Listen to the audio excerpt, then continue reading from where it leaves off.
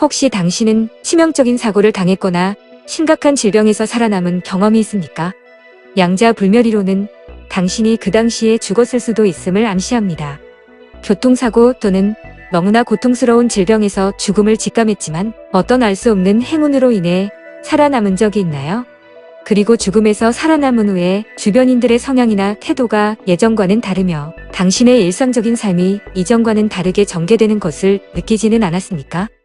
여기에 대해서 한 가지 가능한 설명은 당신이 다른 현실에서는 실제로 죽었을 수도 있지만 당신의 의식은 대체된 현실, 즉 지금 당신이 존재하고 있는 현실에서 계속되었다는 것입니다. 미국인 제리는 2008년에 가족들과 함께 과학적으로 설명이 불가능한 일을 겪었고 10년에 걸친 자가조사를 했지만 아직도 아무 단서도 찾지 못했습니다. 제리의 경우는 단 한 사람만의 경험이 아닌 그를 포함해 그의 아내와 자녀 등 가족 4명 모두가 같은 경험을 했다는 것이 당혹감을 더해줍니다.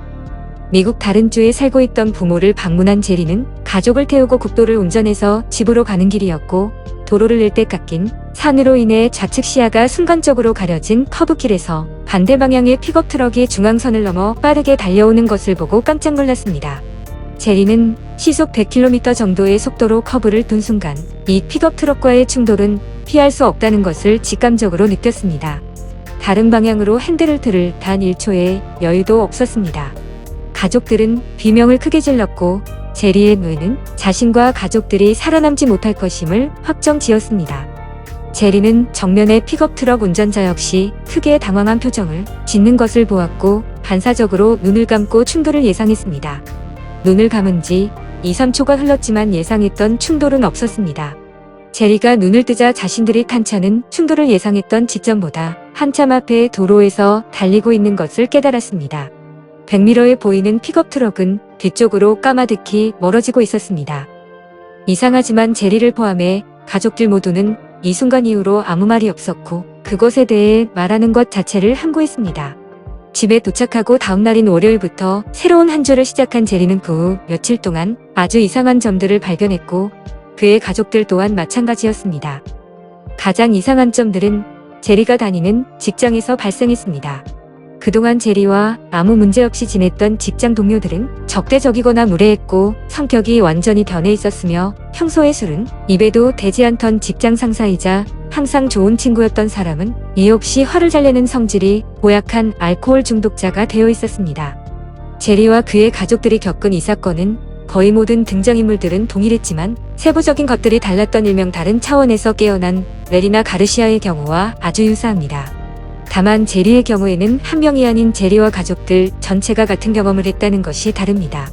제리와 가족들은 마침내 한자리에 모여 앉아 자신들의 직장과 학교에서 겪은 것들을 공유하고 상의하기 시작했지만 도대체 어디서부터 무엇이 잘못되었는지를 알아내지 못했습니다. 제리와 그의 가족들이 처한 현실은 자신들이 오래전부터 알고 있던 현실과는 아주 달랐습니다. 자신들이 달렸던 그 도로를 몇 차례 다시 가보기까지 했지만 아무런 단서를 찾을 수 없었습니다. 결국 제리는 몇 달 만에 직장을 그만두었고 가족들과 함께 다른 지역으로 이사를 가서 새로운 생활을 시작했습니다. 양자불멸이론은 1980년대 후반의 사고 실험에서 시작되었으며 나중에 물리학자이자 우주학자인 맥스 태그마크에 의해 더욱 완벽하게 개발되었습니다. 양자불멸은 우리가 평생 동안 여러 번 죽을 수 있음을 암시합니다. 매번 죽음에 직면할 때마다 우리의 의식은 우리가 속해 있던 현실과 매우 유사한 근처의 평행우주 속 타임라인으로 이동하거나 미끄러지고 점프합니다. 물리학자인 맥스 태그마크가 양자불멸에 대한 이론을 완성했음에도 이것의 실생활 적용 여부는 여전히 실증주의와 과학의 영역밖에 존재합니다.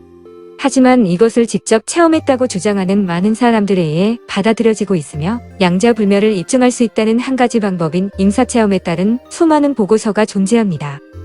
사실상 당신에게 자의적이던 타의적이던 어떤 선택권이 주어질 때마다 수많은 다른 현실들이 파생됩니다. 이 현실들은 일종의 미리보기로 하나의 선택을 통해 당신의 의식을 그 현실 속으로 이주시키게 됩니다.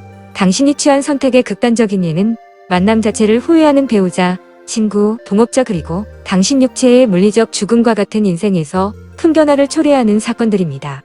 예지나 예언은 그런 현실들 중 하나를 투시해 볼 수 있는 능력으로 예언자들이 자신이 말한 것들이 틀리는 경우는 이런 여러 가지 대체 현실들 중 하나만 보다가 틀렸다고 볼 수 있습니다만 상습적인 사이비와 사기꾼들은 이런 이유로 합리화될 수는 없습니다. 제리와 그의 가족들은 그들이 속해 있던 다른 우주 차원에서는 타해에 발생된 교통사고로 인해 모두 물리적으로 사망을 한 것이지만 이들의 의식은 우리 차원으로 넘어와 그들의 다른 타임라인 속에 속하게 된 것입니다. 결국 여러 다른 대체 현실 속에 분산되어 있는 우리의 의식은 하나라는 이야기입니다. 대부분의 사람들은 대체된 현실이 너무 달라졌거나 충격적인 경우가 아니라면 자신이 차원 점프를 했다는 사실을 깨닫지 못합니다. 그렇지만 제리와 그 가족의 경우와 같은 특정 사건이나 비극적인 경험으로 인해 뭔가 크게 달라진 것들을 추적할 수 있습니다. 일반적인 경우에는 새로운 대체 현실에서 나타나는 사소하고 작은 차이점들이 주목됩니다. 당신은 예전에 분명히 파란색의 티셔츠를 구매해서 입고 다녔지만 이제는 그것이 녹색이거나 절친했던 친구가 더 이상 절친이 아니기도 합니다. 이 분야의 전문가들은 9.11과 같은 큰 사건을 통해 개인만 아니라 전 세계적인 차원 점프가 발생한다고 주장하고 있으며 이것은 3년 그리고 11년마다 주기적으로 발생하는데 2026년과 2029년에 예정되어 있다고 추정합니다. 그리고 이런 세계적인 사건들은 각기 다른 타임라인에 속한 과거의 기억을 가진 사람들의 지금의 현실에서 모두가 공유된 기억으로 저장되며 우리가 지금 어떤 현실을 경험하고 있는지 알게 해주는 표지판 역할을 합니다. 대부분의 이런 차원 점프는 우리가 인생에서 치명적인 실수를 할 때마다 발생합니다. 우리는 잠재적인 위험이 도사리는 길에서 방향을 바꾸지 않았고 교통체증으로 제 시간에 병원에 도착하지 못했습니다. 그리고 이런 이유로 사망할 때마다 그 타임라인은 사라지며 가장 가까이에 있는 다른 타임라인으로 이동합니다. 수많은 다른 타임라인이 존재하지만 우리의 의식은 오직 하나의 길을 따라 움직입니다. 한 개의 타임라인이 실제 상황이 되는 것은 관찰하는 행위에 달려 있습니다. 각 사람은 자신이 선택한 현실과 그것에 따르는 잠재적인 미래가 포함된 자신만의 우주 안에 존재하며 그 외의 다른 타임라인들은 다른 현실 속에 있기 때문에 당신에게 경험되지 않고 관찰되지 않습니다. 그리고 가장 중요한 점은 자신의 죽음을 경험하면서 새로운 대체 현실로 미끄러져 들어갈 때마다 다음에 점프할 수 있는 잠재적인 타임라인의 수가 점점 줄어들게 됩니다. 왜냐면 잘못된 죽음은 단 하나의 현실이 무너지는 것이 아니라 이번 현실에서 당신이 선택한 결과로 인해 당신이란 존재를 지속할 옵션이 사라진 다른 모든 현실도 함께 사라지기 때문입니다. 또한 당신의 현실 속에서 죽는 주변인들은 그들의 죽음의 시점부터 그 전까지 존재했던 그들의 모든 타임라인을 소멸시킵니다. 나무의 가지처럼 당신의 의식은 여러 가지들을 따라 움직이다가 양자 소멸에 직면하면 다른 가지를 따라 이동합니다. 이런 상황이 반복되면서 당신의 의식이 들어가지 않은 새로운 나무가지는 더 이상 없게 되며 당신은 늙고 암으로 죽어가고 있습니다. 이때는 대체 가능한 타임라인은 단 하나뿐으로 그것은 바로 이번 생에서 당신의 진정한 죽음입니다. 이것은 또한 우리의 시작점인 탄생 순간부터 우리의 종착지인 마지막 죽음으로 이동하는 것을 표시하는 광대한 크기의 지도와 매우 흡사합니다. 지도상에는 우리를 목적지까지 데려가는 큰 길과 샛길이 무수히 표기되어 있으며 각 길의 선택은 어쨌든 우리를 최종 목적지에 더욱 가깝게 만듭니다. 우리의 식의 차원 이동을 여러 번 당하지 않으려면 항상 자신의 삶을 가볍게 여기지 말아야 하며 최선을 다한다고 여기는 그 순간조차도 우주적인 기준으로는 최선이 아니라는 것을 깨달아야 합니다.